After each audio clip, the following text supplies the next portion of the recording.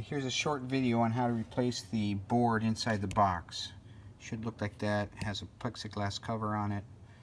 The sensor board is inside the box, and on the outside is the control board. So I'm going to start up my my chamber control software. It's going to scan the ports here. You'll see the light blinking off as it scans, looking for all the boards in the system. And then shortly you'll see that there are no readings.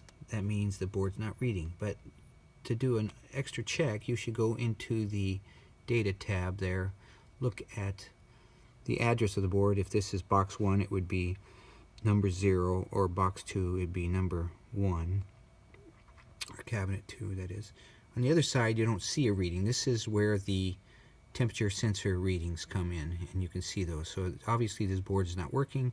The first board is working. The control board, the light control on the outside of the box is working. On the inside of the box, it's not working. So let's see if I have to replace it. So I'm going to tape this up here so it doesn't fall down. There we go. Okay, so this is inside the box. On the outside of the box, you have 3 wires that go in through the wall, into the wall, and the 3 wires represent over here on the board the power, which is nearest the door, the 2 RS-485 terminals.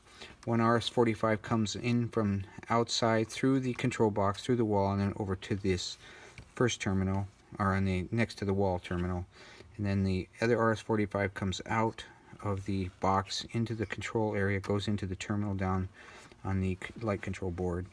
And the third one is the power, which comes in through the wall and connects into the power of the control board.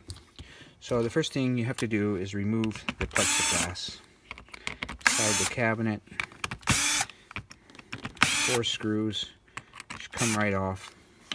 If it doesn't, you can work a little razor blade, and maybe we got some glue on between the plexiglass and the plastic, and you have to use a razor blade to cut it out. Sometimes it happens.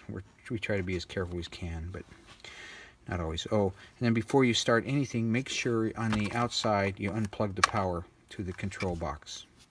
Okay, so now I'm going to remove the screws here on the board. There's 3 screws in the corners.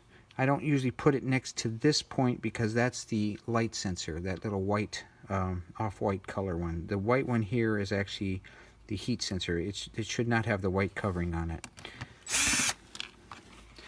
Okay, so I removed 3 screws, and then inside the box I'll go in and remove the power. And the 2 RS-485 connections. Okay, they've been all tinned, so they should be fairly easy to put back in to the board. Okay, and then I put the power back in. On the new board, I sent a new board. It should be programmed with the right program. Okay, so put the power in.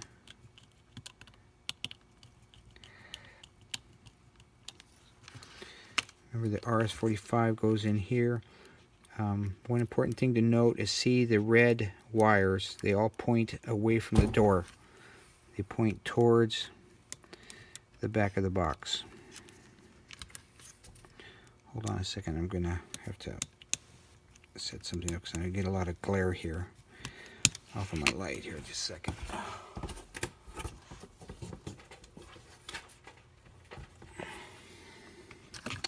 Okay, and then this one, the last one, has the white strips on it, like it's like in a roadway. You have the dashes on it, the white dashes. That is the positive side. Remember, it goes away from the door towards the back of the box. The last terminal. Okay. Now, I'm going to use the original holes. Try to find the original holes. Mount the board back up. Make sure you don't put the screw in next to the... Just be careful of that sensor, that light sensor. And I put the cover on.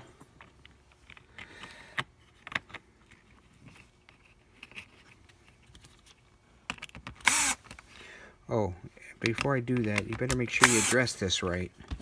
If it is board 1 or board 2, or box cabinet 1 or 2, whatever, cabinet, these two addresses, this is pushing down, that's box 1, and pushing towards the back of the box, it'll be box 1, and you'd have to address this micro switch as well. That's 32. The outside address has to match the inside address plus the 32-bit, which is 1, 2, 3, 4, 5, 6 down, or 3 from the bottom up. So, and they point towards the back of the box when you're addressing those.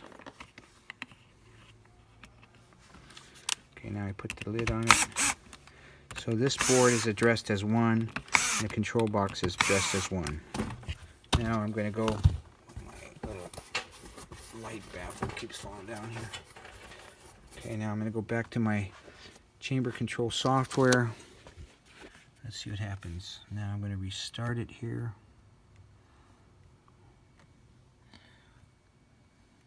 Okay, you'll see the, oh wait, I forgot to plug this in. I have to plug in that light power. And so then it tries to find all the boards. Hopefully, and then I look at it, and there now is temperature. I go and look at the data tab, and I go back to address 0, and I don't see it there, but I see the temperature sensor. I think I plugged it in a little too late, so let's replug it one more time. So ClockLab always reads the boards when it starts up. It looks for everything. If you try to plug it in afterwards, after ClockLab starts, like I just did, it won't see the board. So now it's scanning the ports again. And let's see if they pop up. See the address, and now let's look at the data. I go back to board 1, and there it is. There's board ID 1 and board ID 23, which is 1 plus 32. And that's the way you replace the boards in the box.